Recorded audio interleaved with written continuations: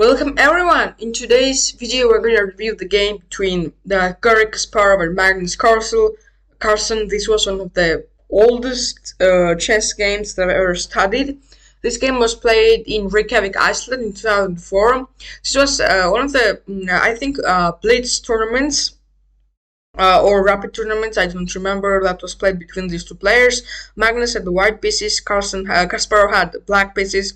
Kasparov already was considered the greatest chess player of all time, and Magnus was only 2484 rated player. He was 30 years old, he wasn't even a GM, but I've still given him Grandmaster title to make things normal during this review. So we're gonna jump into this game. Magnus has the white pieces, so let's begin.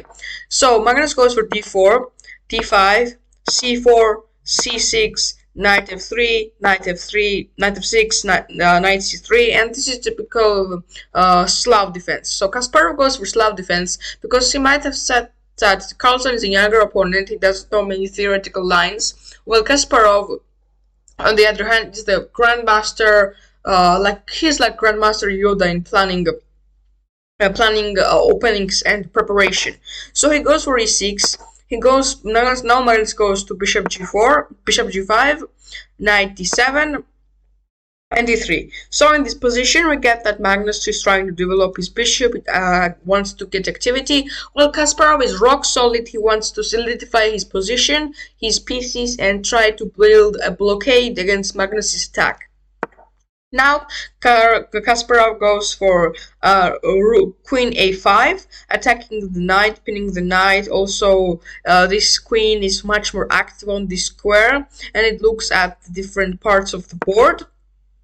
Now Magnus starts rerouting his knight. He sees the queen is here, and he sees that there can be target for him. So he immediately, like a shark, goes for knight d2. He smells blood and he wants to have threats during this game. So Kasparov follows with very good move, a very nice move that I would say, because now if you go here, check, pawn takes and check will be of course the issue. So Carlsen doesn't go with that route. He plays queen c2, and after castles, bishop e2 played by Carlsen, e5 played by Kasparov, and we get into this position. So this position up until this point was very equal. It is one of the most theoretical lines, that is the Slav defense and the Queen's Gambit decline variation of Slav defense. Now pawn is here on e5. Now Kasparov has this kind of line of attack on these pieces that Carlsen has here, but Carlsen has these pawns that I can use to chase down the bishop and the queen. So the position is relatively speaking equal, and let's see who will be able to break through this position.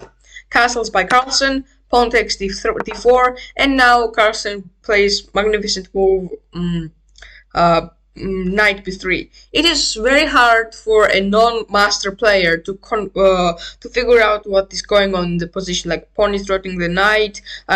Carlsen has just sacrificed his knight, but he can take the queen, so it's very hard to understand these positional differences as a non-master player. Queen b6 played by Kasparov, and takes, and now a5 played by Kasparov. a5 allows this bishop to furthermore solidify his position on b4, and he doesn't allow some lines where Magnus can push those pawns and damage the structure of Kasparov's pawns.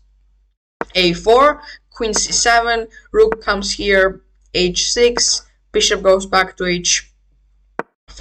Now Kasparov's bishop goes back to d6 in order to threaten the pawn on h2 here.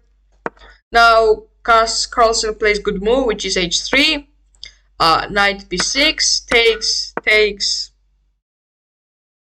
and now Carlsen goes knight d4. He wants Kasparov to take this pawn, because after that he would give check, and also we can see that Carlsen is threatening the knight.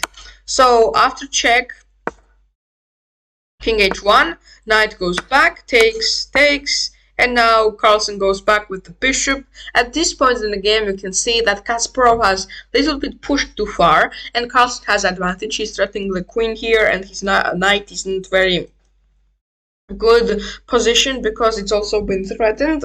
So now knight goes back, queen goes to c5, another great move from Magnus, I think, because activating your queen here would give you chances to create more threats. Now rook d8, best move by Kasparov, and at this point many people are seeing this match and they were very confused because Carlsen is 13-year-old. He is not established player, but he's a prodigy, of course, and playing against the world #1 and the greatest chess player of all time up until this time. Almost undoubtedly, it was magnificent for many people. They wouldn't have thought that 13-year-old boy, which is not even a grandmaster, could have done something like this. Now d5, and Carlsen isn't going to stop. He's moving and moving. As you know, from the young age, Carlsen was very, very competitive, and he always wanted to win. And the same thing is going to happen in this game. Now d takes c5, b takes c6, and now knight takes c6. So Kasparov has decided to sacrifice the pawn, but he is going to try to get some counterplay along these lines. Now Carlsen goes to rook d1, attacking the queen. Queen goes to e6. Now, great move by Carlsen, creating pin here and also defending the bishop. Bishop goes to b7. Knight goes back, and as you can see, after a few moves, Carlsen's advantage is now a little bit gone because Kasparov was able to trade some pieces and able to solidify the position in order to exchange more pieces and force an endgame where it will be draw. So in this position, 13-year-old Magnus Carlsen against 28-31 rated Garry Kasparov is playing for the win actually.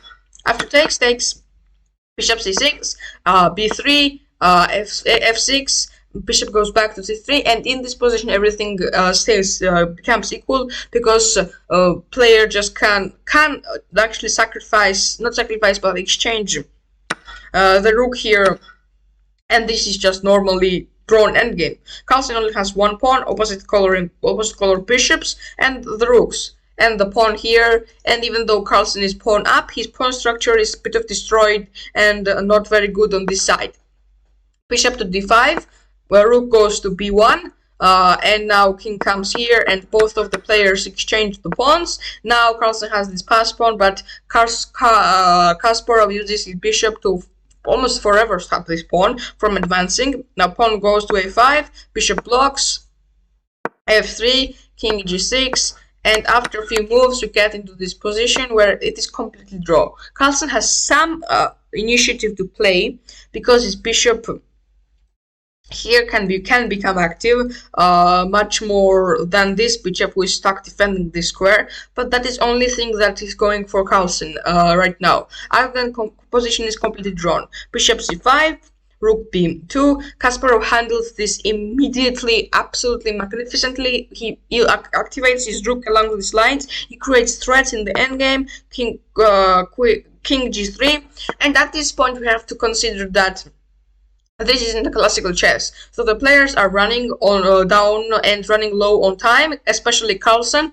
After many years, he said that he really wanted to win this game because he thought that he had chance to win this game. He was and he really thought that he was up many.